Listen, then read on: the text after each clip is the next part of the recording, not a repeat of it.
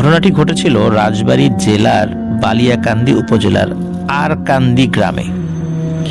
ওই আরকান্দি গ্রামে একটি বিশাল বড় শ্মশান রয়েছে। অনেক আগে থেকেই, অনেক পুরাতন একটি শ্মশান কেন্দ্রিক অনেক ঘটনা টুকটাক শোনা যায়। যদি পরবর্তীতে সময় হয় বা ওই ঘটনা বেশ কিছু পাই, তো আপনাদেরকে অবশ্যই সেগুলো শোনাবো। আমরা আমাদের আজকের ঘটনা যেটা বলতে যাচ্ছি, এই ঘটনাটির সময়কাল মানে আনুমানিক 1963 থেকে 66 সালের মধ্যে কোনো একটা সময় হবে আর কি। তো এই সময় একটি ভয়ানক ঘটনা ঘটেছিল। তার আগে মানে 63 সালের বছর খানেক আগে থেকে একজন ব্যক্তি ওই আরকান্দি গ্রামে আসে, বলে যে তার বাড়ি পাবনা বা ওই দিকে। তো তার ভাষাতেও পাবনার একটা টান ছিল।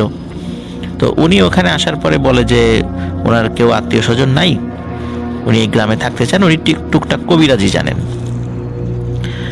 তো গ্রামের একজন মানুষ, বেশ বিত্তশালী মানুষ, তার অনেক জায়গা জমি ছিল, ওই একটা নির্দিষ্ট জায়গায় তাকে থাকতে দেন, ছোট্ট একটা ঘর তৈরি করে থাকতে দেন। তো তিনি সেখানে ছিলেন এবং উনি বেশ ভালো কবিরাজি জানতেন। মোটামুটি জিনে ধরা এবং মানুষের অসুখ বিসুখ, নর্মাল যে অসুখ বিসুখগুলো, এই জিনিসগুলো তার দেওয়ার ট্রিটমেন্টে ভালো হয়ে যেত। আবার জিনে ধরার রোগী, এই বিষয়গুলো ভালো হয়ে যেত। আবার অনেক সময় কোনো কোনো মানুষ তার কাছে অসৎ উদ্দেশ্য আসতেন, যেমন কারো ক্ষতি করার উদ্দেশ্যে ব্ল্যাক ম্যাজিক করা। মানে বলা যায় যে এই লোকটি ভালো খারাপ দুই ধরনের কাজই করতেন। মানে মানুষ স্বাভাবিকভাবে দেখতো যে সে প্রকাশ্যে কারো ক্ষতি করতো না, বা প্রকাশ্যে কারো মানে সাথে গোলমালে যেত না, কারোর সাথে খারাপ বিহেভ করতো না, মানে এরকম সে চলতো। যার কারণে সে মধ্যম ক্যাটাগরির বা মধ্যম বিহেভের একজন মানুষ হিসাবে সকলের কাছে পরিচিত হয়ে ওঠেন। ওনার নাম উনি সকলের কাছে পরিচিত করেন কামাল নামে, আর কামাল কবিরাজ নামেই তিনি ওই গ্রামে পরিচিত হন। তো বেশ ভালোই চলছিল সবকিছু। তো উনি মোটামুটি যখন ওই গ্রামে বা আশেপাশের গ্রামগুলোতে তার কবিরাজি বিদ্যার কারণে মোটামুটি ফেমাস হয়ে যান, আশপাশ থেকে লোকও তার কাছে আসতে থাকে, তখন ওই গ্রামে একটা সমস্যা দেখা দেয়। সেটা হলো মাঝে মাঝে বলতে মাসে একটি কি দুটি, মানে দুটির ঊর্ধ্বে নয়, কিন্তু মাসে একটা হবেই। সেটা হলো গ্রামের কোনো বাচ্চা মিসিং হয়ে যেত, এবং তাকে যখন উদ্ধার করা হতো বা পাওয়া যেত কোনো জঙ্গল, ঝোপঝাড় অথবা সেই আরকান্দি শ্মশানের কাছে, এবং ওই ডেড বডি যখন পাওয়া যেত, দেখা যেত ওই ডেড বডির বুক মানে ফেরে ফেলা হয়েছে এবং তার ভেতর থেকে হৃৎপিণ্ডটা বের করে নেওয়া হয়েছে। শুরুর দিকে মানুষ, যারা গ্রামের মানুষ রয়েছে, তারা কিন্তু চিন্তা করতো যে আসলে এখানে তো অনেক ধরনের হিংস্র জন্তু জানোয়ার রয়েছে, কারণ ওই সময়ে ওই এলাকায় বেশ ঝোপঝাড় জঙ্গল ছিল। তো এই কারণে তারা চিন্তা করেছে হয়তোবা এই ধরনের হিংস্র জন্তু আসতেও পারে। কিন্তু কেউ কেউ বলে যে হিংস্র জন্তু যদি আক্রমণ করে তাহলে তো এর শরীরে অনেক ধরনের দাগ থাকার কথা, আঁচড় থাকার কথা, কিন্তু তা না হয়ে শুধু ধারালো ছুরি দিয়ে বুকের উপর থেকে কেটে ফেলছে, হৃৎপিণ্ড নিয়ে যাচ্ছে, এটা কেন? তো এটা বিভিন্ন জন বিভিন্ন রকম ভাবে বর্ণনা করে। কেউ বলে যে জিনের উপদ্রব শুরু হয়েছে গ্রামে, জিনে এগুলা খেয়ে ফেলছে, এরকম অনেক ধরনের কথা বলতে থাকে। তবে এরকম কয়েকটি ঘটনা যখন হয়, তখন কামাল কবিরাজের কাছে যখন তারা শরণাপন্ন হয়, তখন কামাল কবিরাজ বলেন যে এটি একটা পিশাচের কাজ, কোনো পিশাচ এই বাচ্চাদেরকে ক্ষতি করছে, তোমাদের উদ্বিগ্ন হওয়ার কোনো কারণ নাই, আমি নির্দিষ্ট রিচুয়াল করে দিব, এই সমস্যা থাকবে না। তার জন্য ওই খরচ করতে হবে। এখন গ্রামের লোকদেরকে বিভিন্ন বিষয় আনতে বলে, আজ এটা কাল ওটা, এরকম বিভিন্ন জিনিস আনতে বলে, এবং টুকটাক টাকা পয়সাও নেয়। তো সে তার মতো করে রিচুয়াল করে। দেখা যাচ্ছে যে প্রথম 2-3 মাস কোনো সমস্যা নেই, হঠাৎ আবার একটি সমস্যা দেখা দিল। সেটা হলো ওই যে একটা বাচ্চা মিসিং। যখনই মিসিং হয় তখন ওইভাবেই ওই বাচ্চার ডেড বডি পাওয়া যায়, শুরুতে যেভাবে বলেছি। লোকাল থানায় জানানো হয়, থানার থেকে আসে, কিন্তু তারাও কোনো সুরাহা করতে পারে না, তারা কোনো আসামি ধরতে পারে না যে আসলে এটা কে করছে। আর ওই সময় আসলে যোগাযোগ ব্যবস্থা তো এত ভালো ছিল না। রাজবাড়ি থেকে মানে বালিয়াকান্দি যাওয়ার যে রাস্তাটা, এখনও রাস্তাটা অত ভালো না, এখন বেশ সংস্কার করা হয়েছে, কিন্তু তারপরেও খুব যে ভালো তা নয়। কিন্তু ওই সময় তো আরও বাজে অবস্থা ছিল। তো তখন ওই গ্রামের মানুষের অনেক ধরনের কুসংস্কার, আরও বিভিন্ন ধরনের অন্ধবিশ্বাসের কারণে তারা চিন্তা করতে এগুলো জিনে এই কাজ করেছে, যার কারণে তারা আসলে থানাতে ওইভাবে জানাতোও না। আর থানা যদি না জানানো হয় তাহলে তারা জানবে কিভাবে যে এই ধরনের একটি ঘটনা ঘটেছে।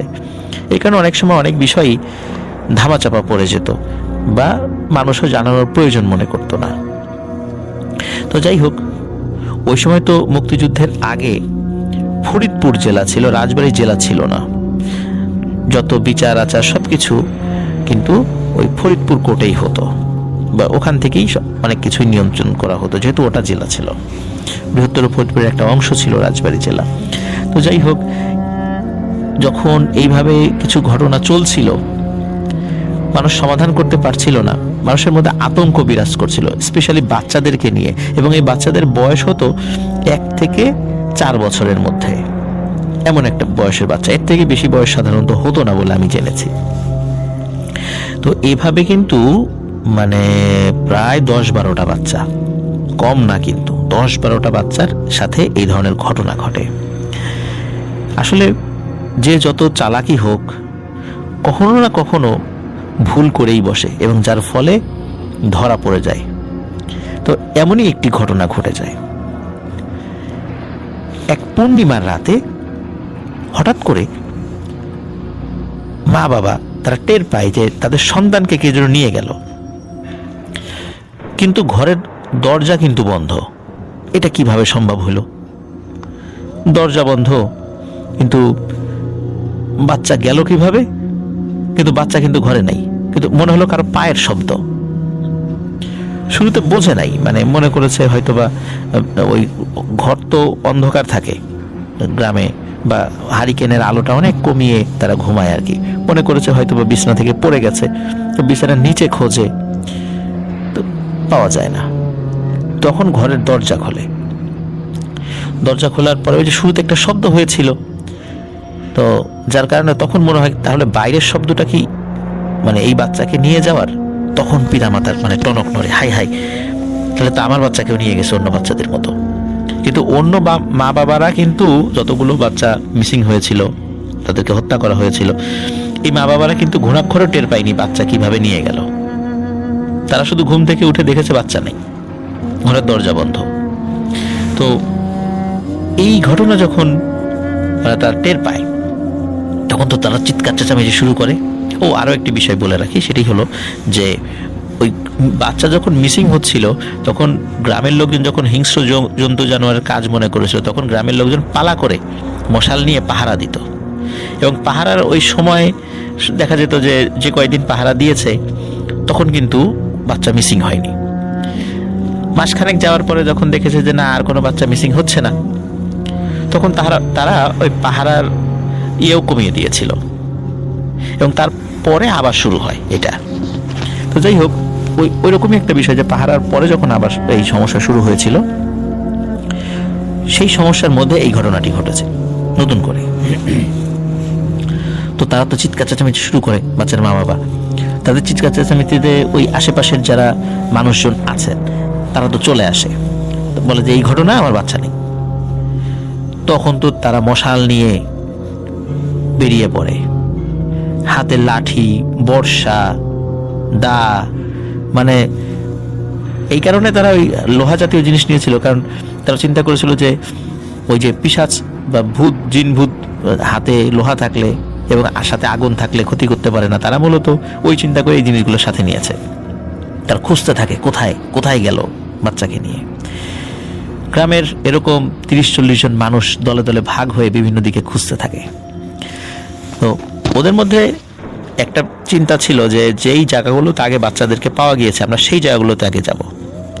এর মধ্যে একটা দল ওই আরকান্দি শ্মশানের দিকে যায়। আরকান্দি শ্মশানের দিকে গেলে কোনো একটা জায়গা থেকে মানে তীক্ষ্ণ আর্তনাদ ভেসে এসেছিল তাদের কানে।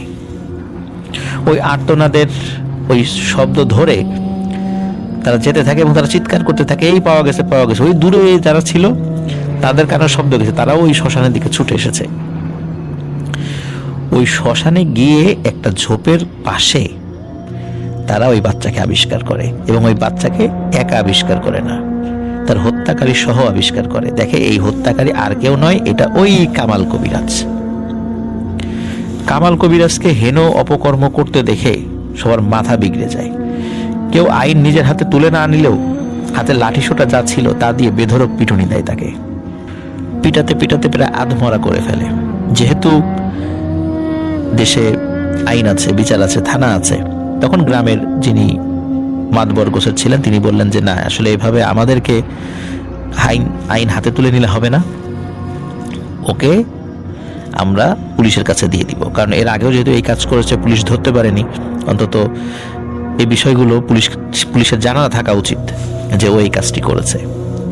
তখন সকালবেলা তাকে পুলিশের কাছে হস্তান্তর করা হয়। ওই সময় তো বলেছি যে ওই সময় কিন্তু এই ফরিদপুর কোর্টে বিচার কার্য পরিচালনা হতো। তো ফরিদপুর কোর্টে যখন তাকে চালান করা হয়, সে এজলাসে থাকা বিচারকের সামনে স্বীকার করে যে এই সব ঘটনা সেই ঘটিয়েছে। যতগুলো বাচ্চা সে মিসিং করেছে, হত্যা করেছে, এই সবগুলো মানে তার কারণেই হয়েছে। এবং সে যে কাজটি করত সেটি হচ্ছে ওই বাচ্চার হৃৎপিণ্ডটা খেত।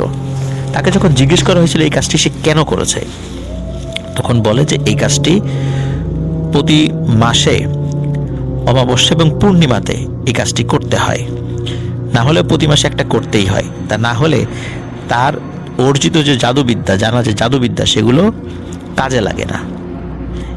তো এই যুক্তিতে সেই কাজগুলো করত। যেহেতু সে জজ সাহেবের সামনে স্বীকার করেছিল আর গ্রামের অসংখ্য মানুষ প্রত্যক্ষ করেছে ওই বাচ্চা সে যে হত্যা করেছে, ওই হাতে নাতে ধরেছে, এই কারণে সব সাক্ষী প্রমাণ তার বিপরীতেই যায়। আসলে সে নিজেকে ডিফেন্ড করার চেষ্টাও করেনি, কারণ ডিফেন্ড করার উপায়ও ছিল না। সে জজের সামনে স্বীকার করেছে। বিচারে যেটা হওয়ার সেটাই হয়। জজ তাকে মৃত্যুদণ্ড প্রদান করেন। এখন মৃত্যুদণ্ড প্রদান করার পরে তার যেহেতু কোনো আত্মীয় স্বজন ছিল না, আর এই কারণে সে কিন্তু নির্দিষ্ট সময়ের মধ্যে আপিলও করেনি হাইকোর্টে, যার ফলে তার মৃত্যুদণ্ড বহাল থাকে। আইনি যে প্রক্রিয়াগুলো আছে সেই প্রক্রিয়াগুলো যথাযথভাবে মেনে তাকে মৃত্যুদণ্ডের জন্য প্রস্তুত করা হয়। তাকে রাখা হয়েছিল ফরিদপুর যেই কারাগার, এখন নতুন কারাগার মনে হয় হয়েছে, আমি দেখি নাই বা আমি জানিও না। তো আগের ব্রিটিশ পিরিয়ডে একটা কারাগার ছিল, এই কারাগারে তাকে ওই সময় রাখা হয়েছিল, কারণ ওই সময় তো আর নতুন কারাগার হয়নি। তো সেখানে রাখার পর তাকে কিন্তু কন্ডেম সেলে রাখা হয়েছিল। সেখানে রাখার পর কিছু ঘটনা ঘটে প্রিয় লিসেনার্স, সেটি আপনাদেরকে একটু বলি। এক রাতে তার যে কন্ডেম সেল আছে, আশেপাশে তো আরো কন্ডেম সেল রয়েছে, মানে কন্ডেম সেলে সাধারণত মৃত্যুদণ্ড প্রাপ্ত আসামিদেরকে রাখা হয়। তো হঠাৎ করে রাতের বেলা ওই করিডোরে যে আরো সেল আছে, সেই সেলের আসামিদের চিৎকার চেঁচামেচি শোনা যাচ্ছে। তারা বলছে যে ভূত ভূত ভূত, এরকম বলছে। তো ওখানে যে জেল পুলিশ ছিল তারা চলে আসে, বলে কি হয়েছে? বলে যে এখানে দেখলাম যে কালো মেঘের মতো এগুলো জন্য বা ধোয়ার মতো, তারা আসলে নির্দিষ্ট করে বলতে পারছে না, এরকম আইডিয়া দিয়েছে যে কালো মেঘ বা ধোয়ার মতো কোনো কিছু, মানে মানুষের আকৃতির লম্বা একটাই করিডোর দিয়ে হেঁটে বেড়াচ্ছে। তারা কিন্তু এসে, মানে জেল পুলিশ এসে কিন্তু কিছুই দেখেনি। তখন ওরা কয়েদিদেরকে ধমক দেয় যে এই রাত বিরেতে এইভাবে চিৎকার চেঁচামেচি করো না, তাহলে কিন্তু শাস্তি হবে। তাদের কথা কিন্তু কেউ বিশ্বাস করে না। ওদিকে এই যে কামাল কবিরাজ, তিনি কিন্তু জেলের যে খাবারগুলো তাকে দেয়া হতো সেগুলো খুবই কম খেতেন, বা মানুষের সামনে সে খেতেনই না। আর এইভাবে খাবার না খাওয়ার কারণে সে খুব দুর্বল হয়ে পড়েন এবং খুব দ্রুত তার স্বাস্থ্যের অবনতি ঘটতে থাকে এবং বেশ অসুস্থও থাকেন। রুমের থেকে খুব বেশি, মানে খুব জরুরি প্রয়োজন ছাড়া, ওয়াশরুমে যাওয়া ছাড়া আসলে খুব বেশি তার বের হওয়া হতো না। এমনিতে তো কিছুটা অংশ তো তারা ঘুরে বেড়াতে পারতেন জেলের মধ্যে, কিন্তু সে ওই অসুস্থতার কারণে খাওয়া দাওয়া করতে পারতেন না, এই কারণে সে বের হতো না। তাই হোক, এর কয়েকদিন পরে জেলখানায় আরও একটি ঘটনা ঘটে। সেটি হলো যে রাত প্রায় আনুমানিক 2-2:30টার দিকে আগুন আগুন বলে সবাই চিৎকার চেঁচামেচি করছে, এবং সেটা কিন্তু ওই সেলের আশেপাশে যে কয়েকটা ছিল, মানে কামাল কবিরের যে সেলে রাখা ছিল তার আশেপাশে আরো যে সেল ছিল সেখানকার কয়েদিরা বলছে। জেল পুলিশ আবার আসে, দেখে যে স্বাভাবিক। তখন বলে কি হয়েছে, বলে যে মনে হলো ওই যে কামাল কবিরাজের যে সেল ওই সাইডটাতে দাও দাও করে আগুন জ্বলছে, তা আগুন ছড়িয়ে পড়তে পারে, আমাদের এখানে আসতে পারে, এই জন্য আমরা ভয়ে চিৎকার চেঁচামেচি করেছি। তো তারা দেখে, মানে ওই জেল পুলিশটা, যে কিচ্ছু নাই, একদম স্বাভাবিক। আর ওই কামাল কবিরাজও দিব্যি ঘুমাচ্ছে, তার কোনো ভ্রুক্ষেপ নেই এগুলোতে। এবারও জেল পুলিশরা বলে যে আবার যদি এই ধরনের ঝামেলা করছো তো খবর আছে কিন্তু, এই বলে চলে যায়। তো যাই হোক, এরপরে কয়েকদিন পর আর কি আরো একটি ঘটনা ঘটে। সেটি হলো পানি পানি, ডুবে গেলাম মরে গেলাম, এই বলে চিৎকার চেঁচামেচি আসে রাতের বেলা। জেল পুলিশ আসে, এসে দেখে কিচ্ছু নাই, পানি নাই, একদম স্বাভাবিক। বলে কি হয়েছে, বলে যে মনে হলো যে এর ভিতরে পানি ঢুকছে, বন্যার পানি, এবং আস্তে আস্তে পানি খালি বাড়ছে, এবং আমরা এই সেল থেকে বেরোতে না পারলে এই সেলও ডুবে যাবে, এত পানি। বলে পানি কই, ফাজলামি করো, এই রাত বিরেতে এই ধরনের সমস্যা সৃষ্টি করতেছে জেলের মধ্যে, এটা কি তোমার মামা বাড়ি না শ্বশুর বাড়ি, এই ধরনের মানে বলে যে যা ইচ্ছা তাই করবা। ওদেরকে খুব ধমক দেয়, কিন্তু ওদের কথা আসলে কাউকে বিশ্বাস করাতে পারছে না, এবং বিশ্বাস না হওয়াটাই স্বাভাবিক। তো যাই হোক, এদিকে কামাল কবিরাজের যেই ফাঁসির যেই সময়টা, সেই সময়টা ঘনিয়ে আসতে থাকে। ফাঁসির মাত্র প্রায় 3 দিন বাকি। তখন ওই জেল কর্তৃপক্ষ ফাঁসির যে মঞ্চ সেটি রেডি করার চেষ্টা করে, এবং সাধারণত যেটা করা হয় যে যাবজ্জীবন সাজাপ্রাপ্ত বা মৃত্যুদণ্ড সাজাপ্রাপ্ত কোনো আসামি, তাদেরকে দিয়ে জল্লাদের কাজটি করানো হয়। আর এই কারণে ফাঁসির যে দড়িটা, এই দড়িটা রেডি করার দায়িত্ব পড়ে এক আসামির কাছে। বলে যে এই দড়িটা নিয়ে ওই যে উপরে যে দণ্ড আছে সেই দণ্ডের সাথে দড়িটা সেট করো, এবং যেখানে যেখানে দড়িটার জয়েন্ট লাগানোর দরকার সেই ব্যবস্থাটা করো। তো উনি যখন ওই পাটাতনের উপরে দাঁড়িয়ে উপরে ওই দড়িটা সেট করতে গেছেন, তখন হঠাৎ করে নিচ থেকে পাটাতন সরে যায়। নর্মালি পাটাতন সরার কথা না, পাটাতন সরার জন্য একটা হাতল থাকে বা হুইলের মতো থাকে, ওটা টান দিলে পায়ের নিচ থেকে পাটাতন সরে যায় এবং বডিটা নিচ দিকে পড়ে যায়, নিচে একটা লম্বা গর্ত থাকে, ওর মধ্যে বডি ঝুলতে থাকে, এবং তখন মৃত্যুদণ্ড কার্যকর করা হয়। এটা আপনারা জানেন মোটামুটি সবাই। তো সে যখন পাটাতনের উপর দাঁড়িয়ে ওটা সেট করতে গেছে, তখনই হঠাৎ করে পায়ের নিচ থেকে পাটাতন সরে গেছে, আর সে ওই নিচে পড়ে যায়। নিচে পড়ে প্রচন্ড ব্যথা পায়, কারণ গর্তটা তো মোটামুটি বেশ বড়ই। সে তার হাত ভেঙে যায়, পা ভেঙে যায়, তার মেরুদণ্ডের একটা জায়গায় ভেঙে যায়, মানে খুব মারাত্মকভাবে আহত হয় সে। কিন্তু এভাবে কিন্তু পাটাতন সরে যাওয়ার কথা না, কিন্তু হয়তোবা প্রেশার বেশি পড়েছে সেটার উপরে। সে আবার একটা চেয়ার নিয়ে দাঁড়িয়েছিল পাটাতনের উপরে, মানে চেয়ার সমেত সে নিচে পড়েছে। তো সবাই বলেছে যে অনেক আগের পাটাতন, তো হয়তোবা কোনো সমস্যা থাকতেই পারে, এই জন্য পড়ে গেছে নিচে। তো সেটা আবার ঠিক করা হয়। এরপরে কি হয়, মানে বিষয়টা কিন্তু স্বাভাবিকভাবে সবাই নিয়েছে। এরপরে যেটা হয় সেটা হলো যে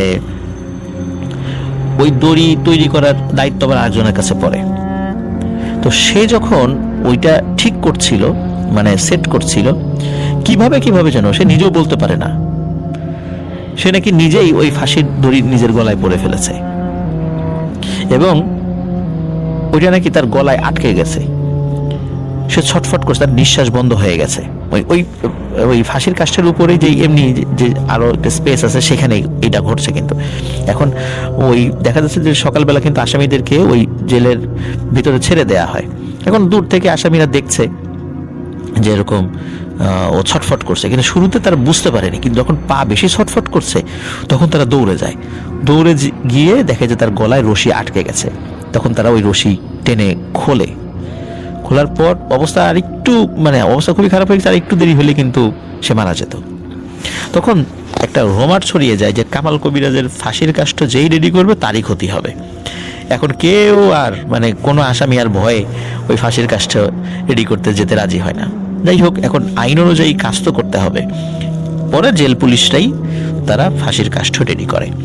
তখন ফাঁসির আর মাত্র একদিন বাকি। তখন জেল কোড অনুযায়ী তাকে বলা হয় আপনার শেষ ইচ্ছা কি করতে চান। তখন তিনি দুটো ইচ্ছার কথা বলেন।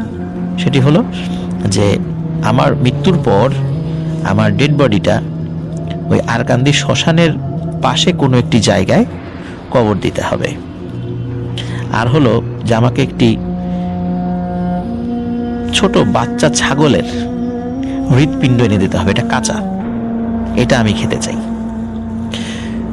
তো আসলে তিনি যে ইচ্ছাটা পোষণ করেছিলেন এই দুটো বিষয়টাই খুব স্পর্শকাতর। প্রথমত তিনি নামে একজন মুসলিম, যেহেতু কামাল নাম, এখন শ্মশানের পাশে তাকে কবর দেয়া বিষয়টা একটু অন্যরকম মনে হয়। যাই হোক, সেটা যদি স্থানীয়ভাবে মানুষরা মেনে নেয় সবাই, সেটা তো কোনো বিষয় না।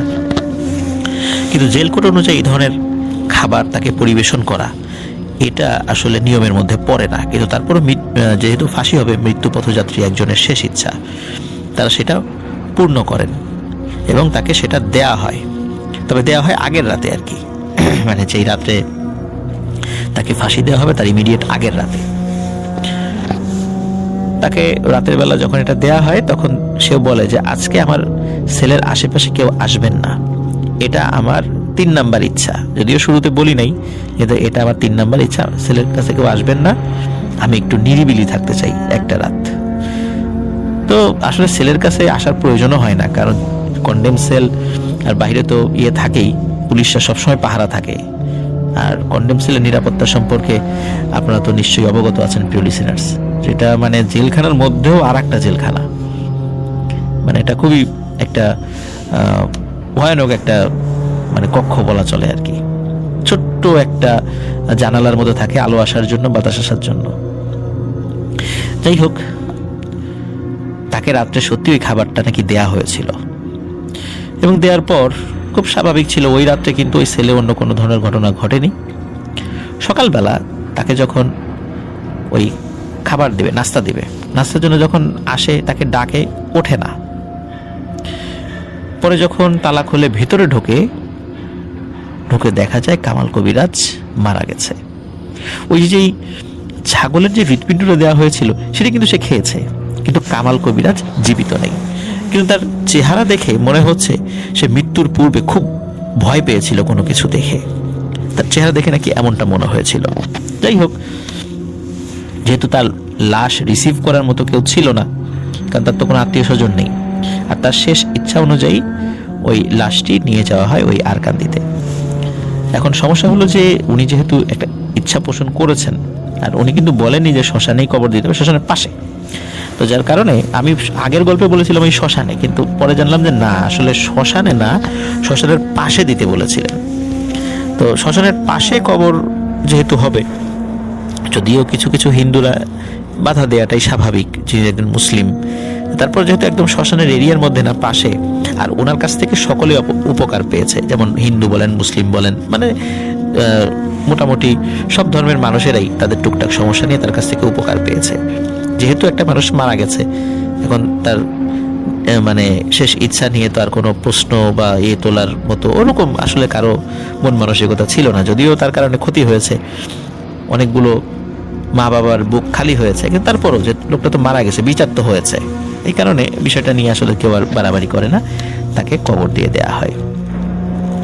তো একটা কথা কিন্তু প্যালেস্টাইন আপনাদের মাথায় আসতে পারে যে জেলখানার ভিতরে এই ঘটনাগুলো যে ঘটেছে, এটা আসলে আমরা কিভাবে জানলাম? এটা দুইটা ওয়েতে জেনেছি। আমি শুরুতে মানে প্রথমে যখন ঘটনাটি বলেছিলাম, সেটি বলেছিলাম একজন জেল পুলিশ, উনি অবসরে যাওয়ার পরে এই ঘটনাটা মানে উনি কাউকে বলেছিলেন, তারপর এটা ছড়িয়ে পড়ে। আর একটা হলো ওই যে সেলে যে অন্য অপরাধীরা ছিলেন, তারা আবার কেউ কেউ পরবর্তীতে হাইকোর্টে আপিল করে বা বিভিন্ন করে নির্দিষ্ট মেয়াদে সাজা ভোগ করে পরে খালাস পেয়েছিলেন, তাদের মাধ্যমে জানা গিয়েছে।